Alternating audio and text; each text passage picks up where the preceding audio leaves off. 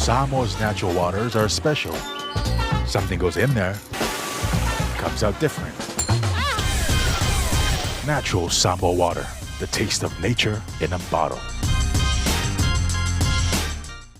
E tā wale mai o le leo se o le avea mau sui fifilia mo lau saufanga ni nupi wha. O le tūlanga e whaingo fia i nupi wha no whasafua lau saufanga mpa manianga mai nupi wha. Mo e pe le mama mai a te oi. Asa suwane se ofisa nupi wha la tāne. Pe wala au mai le ono wha walu o o. Tāwhalawa Samoa, I'm Jack Ty-Laban.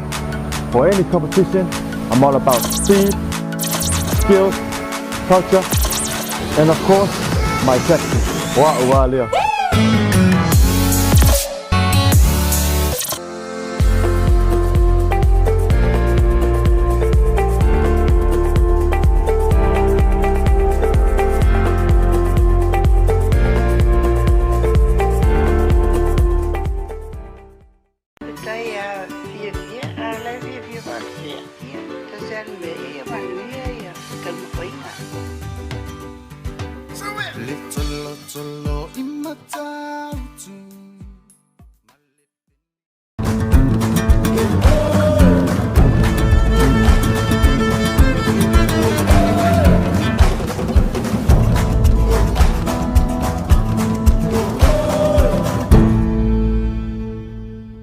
O lawin siwa e au wala i se te unga tupe mo le lumana i manuia. E mo le puipuinga tau tupe o lo soifua, mai mawhai o na tonu no atu, mo so se mahua anga i te whina ngalo iai. Samoa Life, le insiua mo tangata nuu o Samoa. We're here to give the opportunity to people for full-time work in New Zealand as a skilled worker, so trades, carpenter, mechanic, or anyone who's successful with the quota.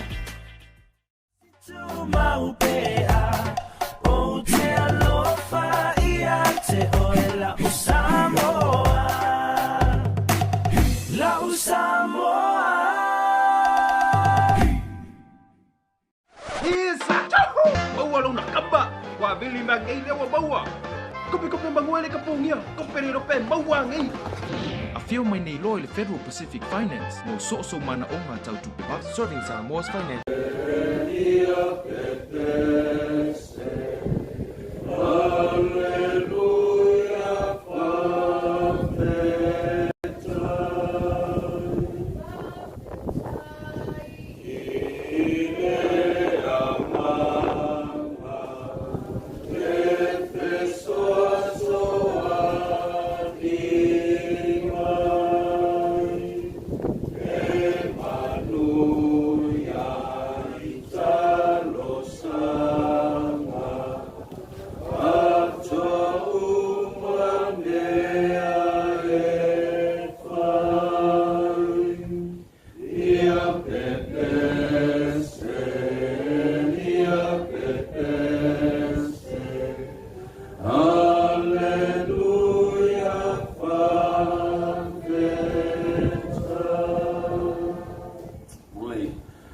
Wino ni sio fiong pa ia le tua o fasina mo le yaso lo yei fai tonga la ke siano le langi o le tusia ma tai o lo mtau pe lua skul mo le lua o lo fai pe skul mo le lima fa ngata mo le lua skul mo le lua ai ola u fai taua ni sio o fai u fa fonga meia o ni sine o fiong pa ia le tua fa ali meia ia tau se tupe o le taulanga ona latu avane ai le ia te ia se te nari ona fetala ia tu ai le o ia ia te latu o ia ona le nei fatangata ma le nei tusi o latu fai mai ia te ia e o kaisara ona fetala ia tu ai le o ia ia te latu o le nei o mea kaisara ia o to mati ia kaisara a mea le atua ia matu ia i le atua a munia mai ne tua e ala faita wina ona fiong pa ia ia te e pero na lava vi inga yo ai fa ma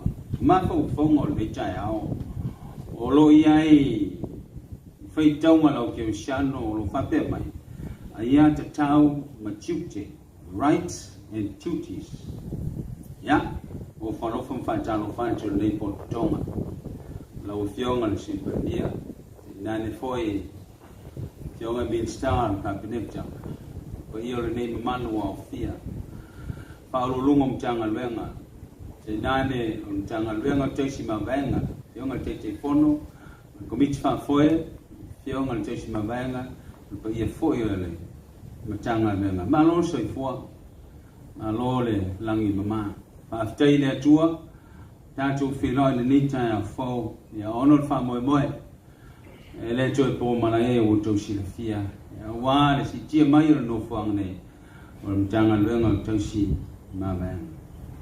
Alo fa ftai fa toa no fionga mi stai te nane le tanga de. Ma nei ala waru wa ia tu pokalan. Fa won wa le sounding of a bit nei man o ye se pokalan mi fa o sounding a rot. A ser mane. Al te la pokalan me de me ia o tano amat. Ia posta po inga pupu. Ma o ma ia o le tap sounding a not. Fa ftai ai le tua. Ana lese no le tu e rona no fa mo nang le le tau no o tan tu fa mo me so le fa mo ta o tanga le nga tu si ma venga ia o fa lango iai ia le manuia mo le lumanai o le no fu le le o ainga te nane o tanga tau le tu na tu sia manu puia o me to tino o me sila o le tu no ai te nane o ainga ma tanga te la via awa pe a o mai le vala a o le tu o lo manutia ma te oto le anga tonu o puinga o meto tino tangata. And that is our duties and our rights to protect and safeguard our assets and our possession. They are duty o tatou tangata nu o le malo tatou te lango ma tau tua i le malo ie o lo fai ma tai a wā o le manuia leo le atunu manuia leo le fai ngā malo o le manuia leo o tangata anu pe ona ie tani tofo lea o tangata nana tau tu fasili ai e su ona ie tani ai lea a vea mea kaisara ya kaisara lona wiga a vea mea le malo o te tau mo le malo a vea mea i le tua mea te tau i le tua a mea le tua o loso i fua mono wola na faya i tātou e fo linga i rea tua wā o tātou i unga foi o loi ao leo le tua wā so i fuanga o lo tātou i ai o pole atu nue moe manue le fati e sau mala e antiae nene i pei tātou o le tasi tina o whailon tātou ngai lona ngasi lona fatu wā baba i atu tina ya o tu mai la ngelu fai to le langi o fa pe mai la ngelu o e te tu vale e te le oti o lo ye te sanga i to se fulu pe fas fulu e te to yo lai o mai al ta tonga tina o ye manosi o na manatu le o le a no foi pe fa ma si fai ni se ta tonga se to te o no folinga te o no Toi fala titi lon tino, umanat, le ango le te leisi tau sanga te toi lona soifua. Mai on tau tonga, o le asolama na te ai a ngai atu le fale, a fa fosei o na vea tina i le tamale ma woti ai. O atu le langi whelua i mala angelu, fai atu le angelu, na e fai mai fo i e tau tau spulu, pas fu tau sanga o te olai. Fai mai le tana langi. Fa mani atu. Mtoyo ulilo ina lavo oelea langa o sui o folinga yoe la tau te fi o sui o tatu folinga na ye lava te me o mai loti ai o mai loti o umana fai sau mabaenga e ye tau sia le nei o mesina wal manuia o roa inga na nane whanau au lo tatu ai ati tau le na o tatu tiu te tau ame fo le na e te pena nei mo antai au e le mabaenga la inga sa tu mafono i lo au i tonga mau te lo foi o i silepa ai lo na tapina pena nei i tu le lei foi tai au mai e lua o le melea la u fionga tau si mabaenga na manu foi lo tau fisa o tau mamana i manuia lo tau tu lai mai i le ni fale wa upu e leo le fale a le anu fale fa anu fale ina i le nganga o le tua Mawelo tu ma fanfana ya tu chute mo tu faiva awal manuia ona lumana ile lei o ta tu tanga tanu walan fisalam faile ya tina ele tuon fan ngalo lo foi la to ya cha le fio mai le o ta tu ri faolo i sipiriso mamaliu mo tu tu o fa tau no ina lava le o lana va venga ya la ri luna fio mai ina ele fano se tasi fa tu ya te ya ia mau ia le ola e whawawang. Amen. Tātou tāno. Le tōra mātou ta mai, o le vi inga lava e fo I lava I la o fio. Palinga o loa lofa ma lo wang le lei, ma lau te singa le seifua ma leo lo o tangata. Mātou ia le neita e a fo le wha moe moe, o le sitia mai le mtanga alwenga o tausi ma vaenga. O wale manuia o le lumanai o tangata anu o le mano. Ai te nano au nanga o lo lato whai pea. Mātou la ngona le lote whaapitai. Wau mātou whi loa I manu le nei tai al fo. O ia lau whainga alwenga te tofi le malo. Sui pale mia o Minsta. O whaurulungo mtanga alwenga I te nane o le nei mtanga alwenga tausi ma vaenga. Whaapitai tele le atua. Sui fua lau le lei la tau ono lau tau singa I ne mawai atu le na aso. Ai te nane o le nama yaso. Awa I te tai mai le manuia. Ia whailava lea mavi ingo lau fio. Lo la tu fo ma le ona fa tai o fionga a o mai lo fina ngalo ia ma jo tanga te na fe lo fa tu sa I fa pena na fo ia le vi inga I la o fio ma tu talo te mai e lo fa ngia fa mo le ni tai ao a tu na tu le nei monta e ma po na ia la o fa ngalo nga fa tino ina o la tu te mo la tu fe ia lo wang le a le mana lo nga ma fa ma lo te le ai la tu fa tino lo la tu vala wina wal manuia o tangata nu o Samoa a le manuia o fainga malo o nga nga tia ia faila vale mo vi inga manuia o macho fainga malo mai lava yo macho ta I fa le malo o lu fa lu ngom tanga wenga yo lava yo tangata lo tele ia le ma fan lo nga o macho nga lu e wala tia o le nei tunu mai ia lo manuia nga wenga o la tu lima Alo fangia le fea ngai le fea mga alwenga o le nei aso. E whamamalu o ao e tau manu I ei whaiva o le nei aso. Alo fangia I la tau fia maua lau son soani. Ao I ei lo mana la viahi. Titalo lava, te maelo mātou le ato toa. Pale lo lofa, whamangalo I mātou. Whamamaine ale se matau o le tau tukiriso. O mātou o le matataro o tuaile. Ao le manuia, manfile mu. La o fio le tul tamae le lofa si Yesu Yesu Kristo lo macho li lo macho faola ile malma tanga fai te malo lavanga pa ia e lungo le nei pot potonga e lungo lo macho malo mo tanga tano au lau fa nau fa tu ile la langi atoa ne yo ile fa va lava amen.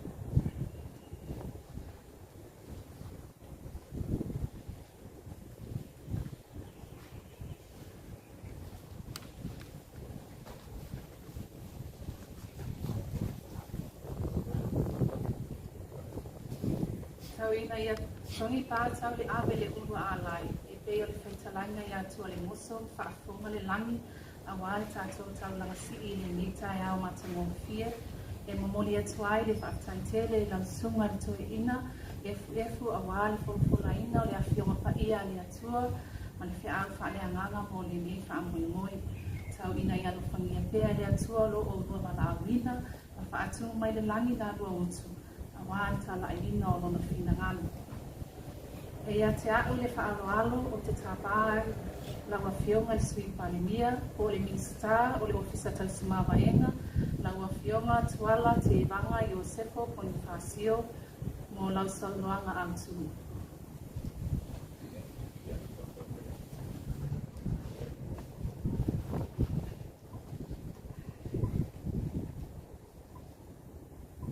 Lau sunga le whawhenga to inga lau sunga efu a fio le Minsta lango a fio le tai fono o le komiti whatino tau tupe tu whawhenga ruenga le ofiso le tausi mawenga a fio whaurulunga o tanga ruenga mwhalapu tonga tu moti al malo le fio lau fionga le lo yesili mai se foi le sunga plesteno society alo ia patalo pat foi le te ao le fio tupu mai o tato atru fai o fatis mai o to tofio ainga I kalesia ia mai se foi o pasa sa o no ma fio anga ia fatalo pat foi pa anga tu moti o ofisa tau si mavenga ia malu au valauria nei tai ao ele ia loa se whakatalanga le nei tai ao e ao no watu le whamalulu i o tau whingaro le nei tai ao tu sai pala tuai mai ia le se manatu e tu whaau ngase le pa ia wai e tu whaama mai na fo I le mau rupa o tupu mai e o whapea o na o tau whasu sango le nei tai ao o na o ni tute fo I o wai o na whainta o na tutu lai nei tai au ia pia le mafuanga lea. Au lele ua tu whala tu lima le lupe, sa taki whau le atu wholasa o tupu. Ina ua maea o na mega I tafua le anea. Ina ua whaatili foi buli ale tautai, sa whai ma o tau mua. O lea ua maea o na tuto le niu le tua oi, a walo tātou wāta puia mono tātou tapa au siri le langi. Tau ia ina o whono whāpi atu, e pei o na sau noa le whongo le tai ao. Le whaupopo le whaafitai tere lau sunga, le whaafengainga toina lau sunga, le whaifeau toina ia efu, a wā le tau langa molia. Tau na ia whaafonga le atua o le langi, o te tōni manu a wā le yaso o le whaamoe. O lea ua tātou tūria I maunga o ni ua, ai apo mata o fio salafai. O sau fio lele ai le manu sa moe afusia, ina ua I lingia e matangi le sawola I malai o le vavau, o lele ua tingi pa o le uto, o taure ai e pei o le whaiva o tāpulenga. Le whaboiboe I le afioga I tai fono, o le komiti whaatino tau tupe, tau whawhainga luenga le ofisa o tau si mawaenga, ina ia si tia le no fuanga o le ofisa tausi mawaenga, I se no fuanga I tu matilai, le whaalau ilo ina o ana au nanga I le malu le tunu, o alai o na tātou whapenei le nei tai au. O le ofisa o tausi mawaenga, o se tasi le nei ofisa o leva o na iai tutono Samoa, ma sa amatalia na au nanga le tausanga ta siva lo o, ina ua whatuina e le pulenga New Zealand. Whawaina alo ia, maia ia whare tū la whono le ofisa I nua whawa maluina. Le tū la whono o le ofisa tausi mawaenga ta si iwa fitu lima. O matawhai oi au tū o le tausi mawaenga e peo na ia I lano le tū la whono au tū o le ofisa o tausi mawaenga ta si iwa fitu lima. E au fi ai maenga ia. Mo mua o le wha maa peina o estete mea tō tino a e ua maliliu. Lua, ai ingo ngā luenga whātausi mā vaenga e au fi ai. Le pule ina o mataupu tau tamaiti matangata e le ato toa le baho whau maisi. Tolu, tāpena ina ma le tūsia o mā vaenga ia po o wili.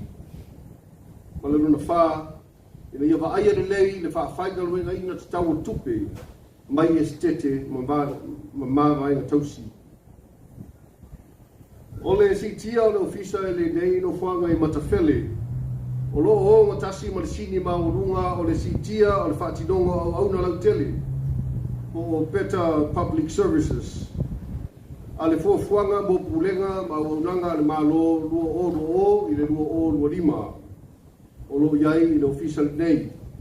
Ai mai se foi le taiala mo le numanai manuia o Samoa lua supertasi I le lua superleono. Vaenga whaapopua sumaltolu po priority si tia le atoanga o galwenga whaia le malo. O le whaapoe au tū na e ai se manatu ia te au nei o le Bingstar o visa tausi mawenga. Ia o se tō wha I le taitai whono ma le komiti whaatino tau tupe teu whaafenga luenga a le tausi mawenga ma le tausi mawenga.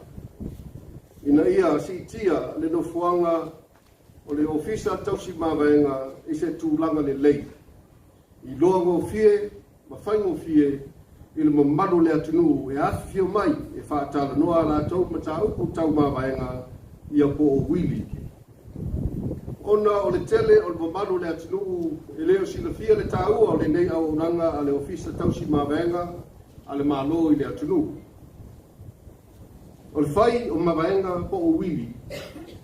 O se waa e wha ofinga tā ia ai o fina ngalo ma mawhau whau o so si tangata soifua. O wā a tau loa le mawaenga po le wili. O lono winga i le waai wha le mawhau whau. Ia o lata o o mai le wala upa ia le atua. E ui ia o ni au unanga e male ale a o le mau o le fionga pa ia le atua o le tau longo e tupu e pia le whatu tua. O loo i le ofisa nisi o mata upu ua au tau sanga wa ua tele le lave lave o na ua tō tele au atu pulanga o sauwhanga i mea tō tino a sea aesthetic. O lea ua whaafaigaluenga ai e le ofisa lo ia. Ma whaatu tubu fo inisi o avadoa whaingaluenga mo tangata ngawaa na ia tau whai e vave o na whaama ape nei estete ua leva. O se tasi o le fofo o lave lave o whaatinonga o estete o le whai o le mawaenga po le wili a o lei mawae le o le nei. O le mea lea le mamalu potopoto le nei aso whaisa wili. O le ale whinengalo le atua i lau soifua ai o nae e te mautinoa le tangata le amanuia i au eseta po le tutino. Ia po le fo e mawai iai ni o manaonga ai te leitua le nei lalulangi. E avea i fo i le nei avanoa e whaafitai e fo i le tausi mawaenga o mawai e a fionga ia lau pepe pele seupa ma tautia ropati o na o lana tautua fo i le tātua o tinu e ala atu i le tau aveina fo i o le tofi o le tausi mawaenga mai le tausanga lua o wha i le lua tonu. After i foi i le fioga i le taitai fono ma le komiti whatino tau tupe teu whaafaigaluenga le ofisa tausi mawaenga. Ua waluenga ua wala wina ia o tau a fionga e ala lea i le tutino o le malo. Mo le tamaitai tausi mawaenga ma le mamalu le ofisa ia aua i ngalo le aunanga i le mamalu le atulu.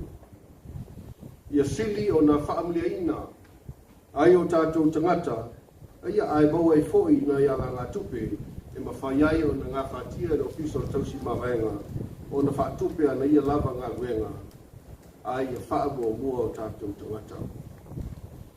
Ia manu whaifo mai langi manui o le tua i le nei whaamoemoe ma le wha ngā solonga o ngā ruenga le ofisa tausi mawaenga i aso o rumanai. E mori atu le whaafitai tele i ro taupa ia o lo tau mamalu whai o tātou whaatasi i le nei tai au a wā le whaalaunoina o le si tiaina o le ofisa tausi mawaenga i lona lofo anga fo ai meise le si tia fo i o aunanga o lo whaapena o le whaatino e le nei ofisa. O maualunga ma au te tele le nei aso i lo tau sumai ma fio mai. A tuama le fua ma te tala le whineri lo tātou tapau sile langi e pui pui lo tau soifua. So wā le tala au atu o whaamabalu o na awalofa i whi au o tutoi o nei aso i a manuia mai e soifua.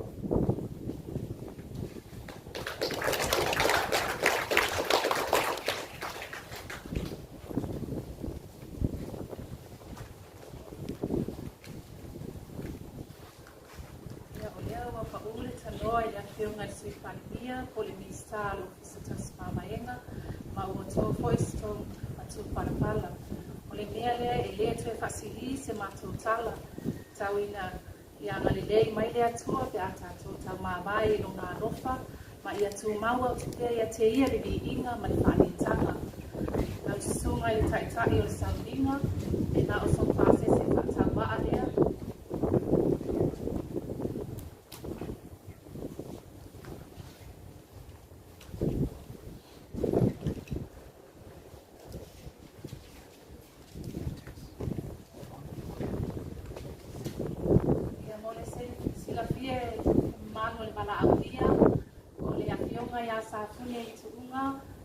Mary, o le tai fono lea o komiti, a le paatonu o le ofisa tasi mamaenga. Ia malea pionga ia akoa, Charlie, sale moa ba ai, o se tasi lea o director o le board o le ofisa tasi mamaenga. Ia o te tai tonu a tato tatalata le Siua tato por kalame o le wala au atu man whaaloalo i no o tau paia e a whio mai mo se asia singa pu'u o tato ofisa tasi mawaenga. Ona tato walo atu lea i ta matanga o Saunia. Whio mai.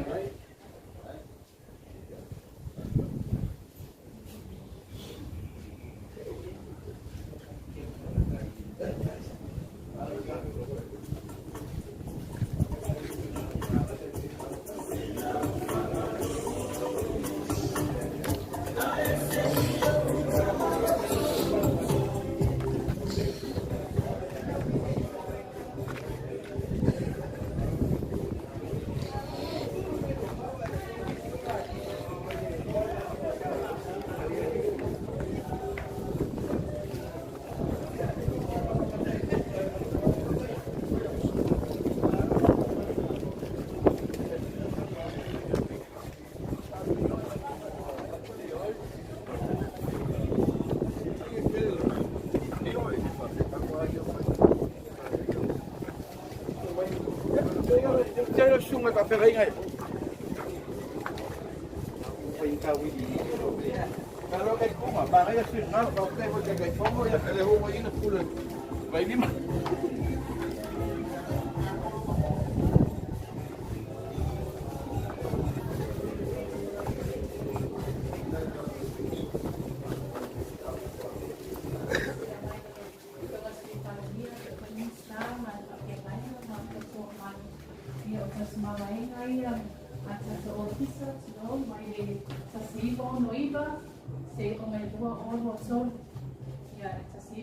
Tasiva fitsuliva, fione atu pa'i se apa, tasiva fitbolo, tasiva fitfitu, ya fione atu ialo David Fall, tu afo ya se tasio tato misavo, tato awaini, ya tasiva fituvalo, tasiva maltasio whanine, pa siku bai au, tasiva maltasi, tasiva obo, anai Anthony Guerrero, Ia Maria tasiva iwa tasi, tasiva iwa tō.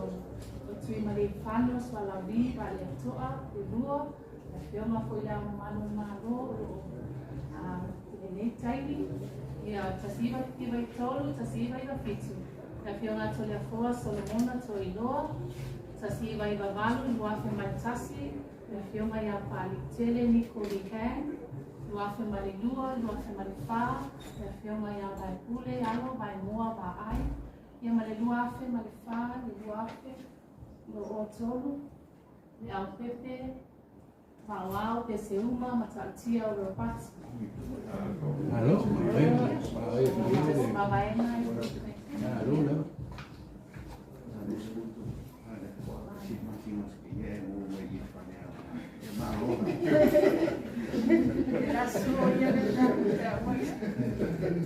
Ko ba ko ma ko aka mla fe o si pa bien fo mo ma o i ko le ta ko ma ko o mai o nu ko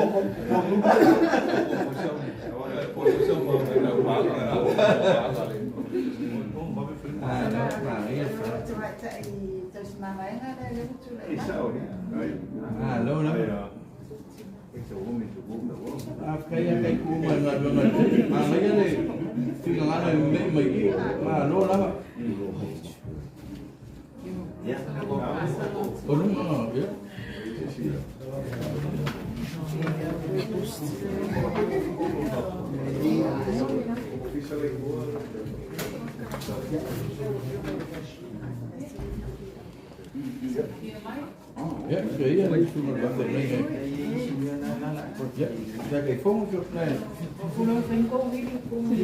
Yang mai đâu nó lôi gì đi là mau cả.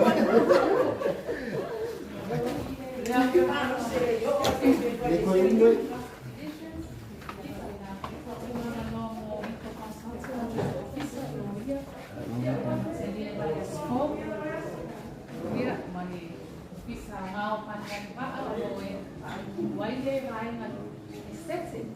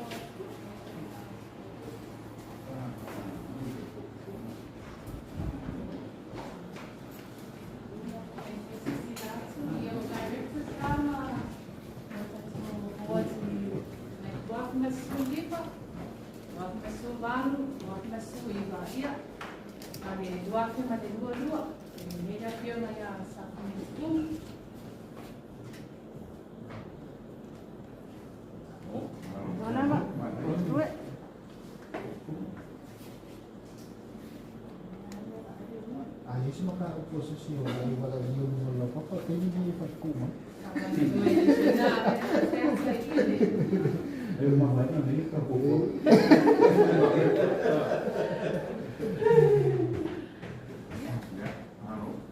Alô, Maria, por favor.